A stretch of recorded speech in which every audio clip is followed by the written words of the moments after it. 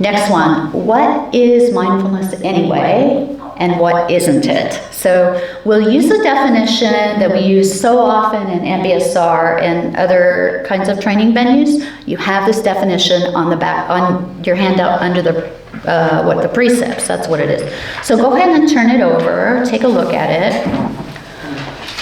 This definition, the awareness that emerges from paying attention in a particular way, on purpose, in the present moment, and non-judgmentally to the unfolding of experience moment to moment with kindness and generosity.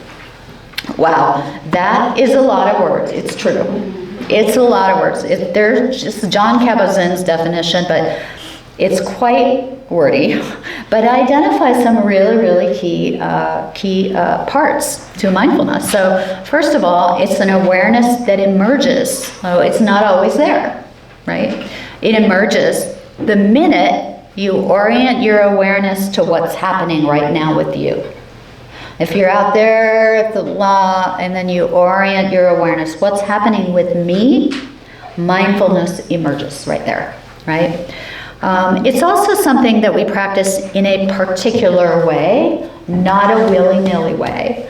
And it's the way we're taught by teachers. It's not easy to figure it out for yourself, and you could listen to guided practices every day in silence for like 5 years and not progress in the same way that you might when working with a teacher in a class, individually or on a retreat like this. Yeah. It's also a deliberate practice. It's on purpose. It's not usually accidental. Yeah. And then it's 100% accepting, kind, and generous. And you're going to hear this word acceptance a lot, right? And then in the definition, by unfolding of experience, we mean what we call the triangle of awareness. So for new people, triangle. Physical sensations, thoughts, and emotions. That's all we have as human beings. There's nothing more. And we have a body and we have a mind and some emotions. And emotions are interplays between thoughts and physical sensations, along with some neurochemicals involved, like cortisol or oxytocin, right? And then emotions flow. They arise and pass continually. So in mindfulness, then, that's kind of what we're doing. We're watching our thoughts and emotions and physical sensations arise and pass in awareness, right? Interestingly, though, there are some things that aren't in that definition that many people associate with mindfulness. So you could glance at it again or not, but you'll notice that the word focus isn't there. It doesn't say keep your mind on something. It doesn't say that. Did you think you were supposed to keep your mind on something? We train in concentration to keep our mind on something, but that's just to lay the groundwork for real mindfulness. For real mindfulness, right? But focus or concentration is not the end goal. I mean, think about it. Many of us can be deeply focused at times, and we could be really good at focusing, like even get in a state of flow, but I don't know, does that ability eliminate suffering? Right? I don't know about you, but I'm a really good focuser. I could focus for hours on something and never think about it. I could just lose myself, but I still suffer. So I hate to break it to you, focusing on the breath is not going to free you from suffering. Right? Concentration doesn't equal happiness. A lot of people think concentration, it's a skill that we need to investigate everything else that happens around us, right? But concentration doesn't equal happiness. So rather than the word focus, you'll hear us use the word awareness as a more accurate description for our mental activity when we're practicing. To be aware of something rather than focus on something. It's different, right? So let's try this. Close your eyes and we'll do a quick experiment. Okay, so now focus on your right big toe. Focus on it. Okay, open your eyes, kind of shake your head and get that like out of your experience. All right, close your eyes again, and now become aware of your right big toe. Yeah, good. Open your eyes. Raise your hand if it felt different somehow. Yeah? It's different, isn't it? Yeah. Awareness. So awareness rather than focus is a key factor. So this is one of those words. I'm throwing out words. We had investigation. We said that word. Then we had acceptance. We said that word. And now we have awareness as a key factor in mindfulness. And then the definition, back to the definition.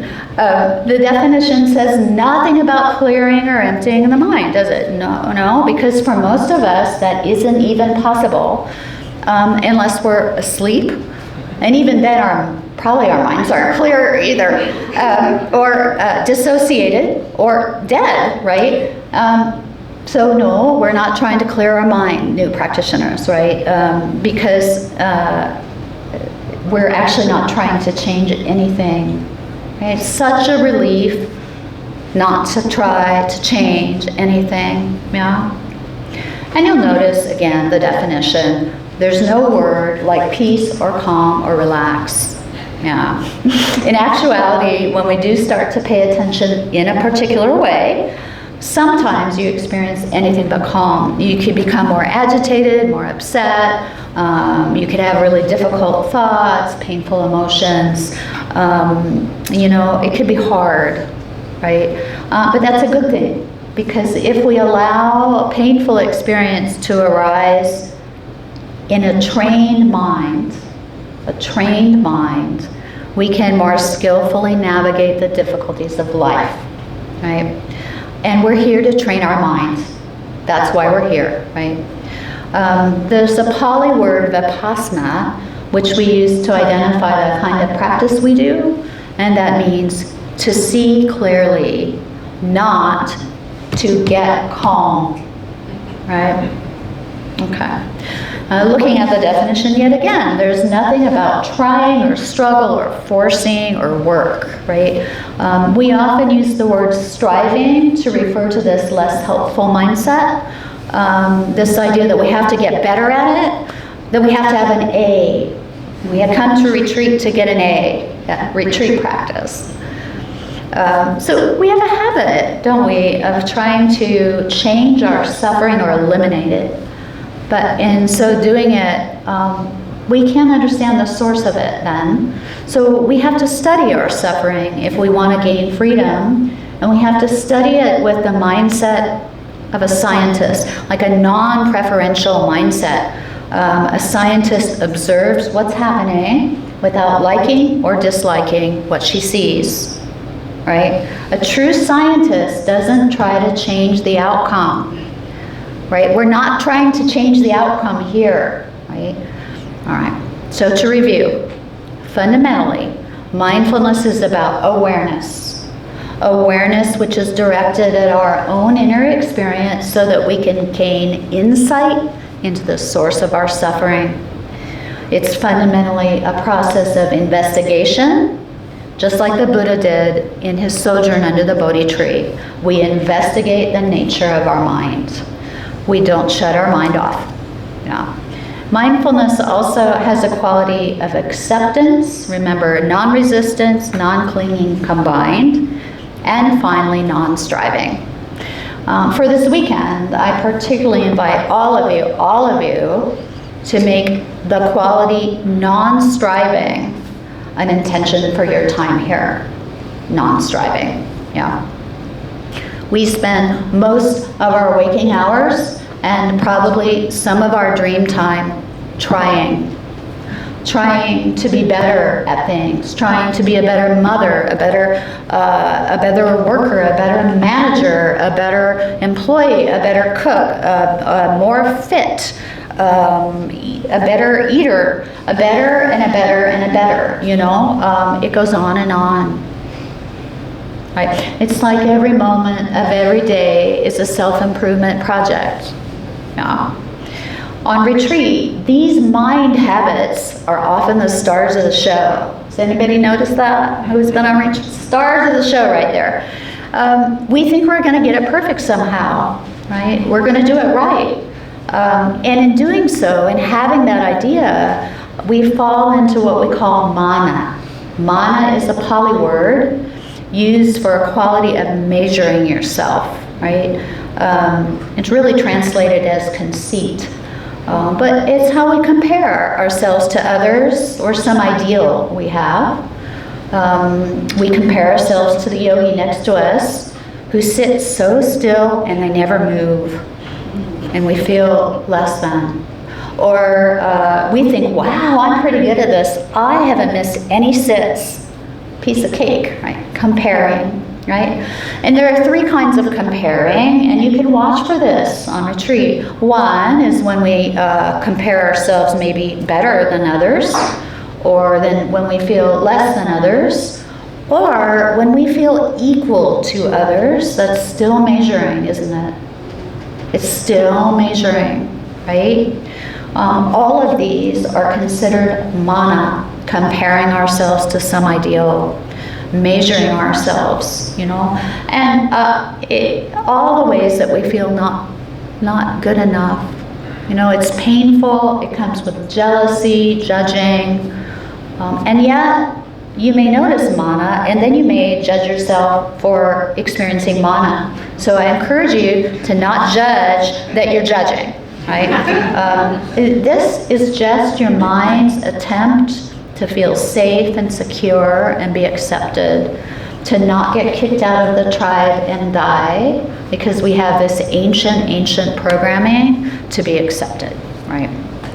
Here on retreat, do your best to stop that trying, right? Let go, stop striving as best you can, right? However you are this weekend, whatever comes up, there's nothing wrong with it, nothing.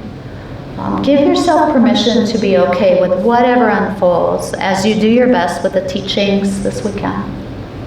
And we won't be perfect at it. So one suggestion is to simply use that label mana when you notice this measuring and striving, this comparing.